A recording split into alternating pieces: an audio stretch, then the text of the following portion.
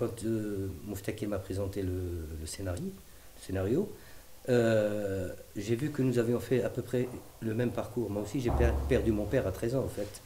Et j'ai vécu dans ma famille, avec mes frères, mes parents, ma mère et mes sœurs.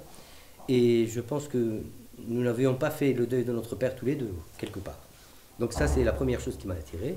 Autre chose qui m'a attiré aussi, c'est le musicien qui fait de la musique des chirats, etc. C'est une culture que je ne connaissais pas du tout. Je n'ai jamais touché un violon. J'ai toujours écrit pour les violons, effectivement, parce que j'adore. Dans toutes mes musiques de films, ça existe.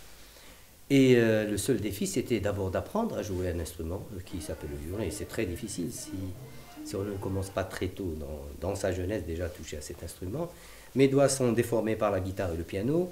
Donc comment, je lui ai dit, je ne joue pas de violon, mais est-ce que tu me donnes le temps de le faire, quoi, d'apprendre au moins tenir un archet, jouer quelques mélodies, etc. Il m'a dit, eh ben, je te donne un an.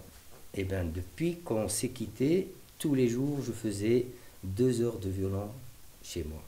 Bon, j'ai cassé les oreilles à ma famille, les voisins, à tout le monde. Mais finalement, je suis arrivé à quand même à jouer beaucoup de morceaux. Et en plus, le côté culturel aussi, c'est-à-dire cette musique que je connaissais que dans les mariages et qui n'était pas ma propre culture. Je n'écoutais pas cette musique. Il fallait que je m'acclimate à cette musique et c'était ça le défi au fait. Ce personnage-là, c'est vraiment le père de Mouftakir. C'est quelqu'un qui n'a pas fait d'études au fait. Quand son père, je parle du père qui a perdu son père, ils habitaient pratiquement à la campagne. Et quand le père est mort, la maman les a ramenés vers Casablanca, vers ce fameux quartier, etc. Donc c'est quelqu'un qui a appris dans le tas d'abord. Il jouait d'un instrument qu'il avait confectionné lui-même, il jouait des chirates, etc. Il faisait des petits métiers.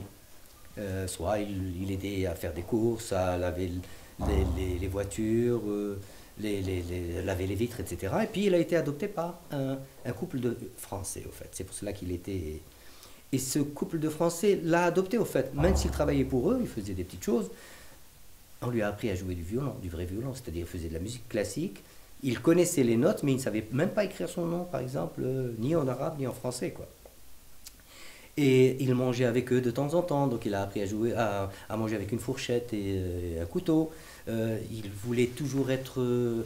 D'ailleurs, c'était le choix, effectivement, s'il a choisi Younes Megris, il ne voulait pas quelqu'un qui était complètement... qui était venu du terroir, etc. Il voulait que ce soit quelqu'un de civilisé quelque part, tout en étant analphabète, quoi.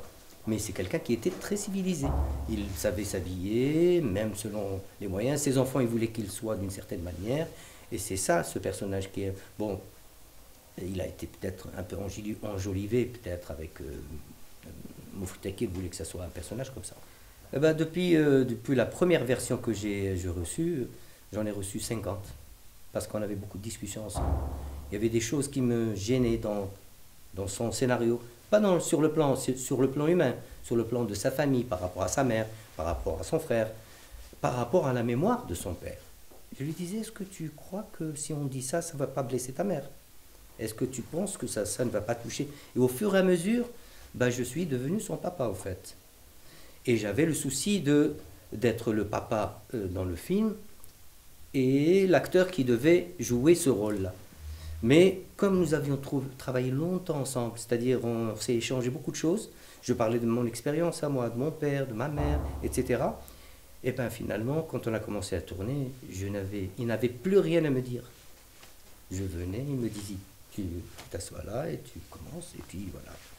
Et il n'y avait jamais aucune... tout était pratiquement en tête.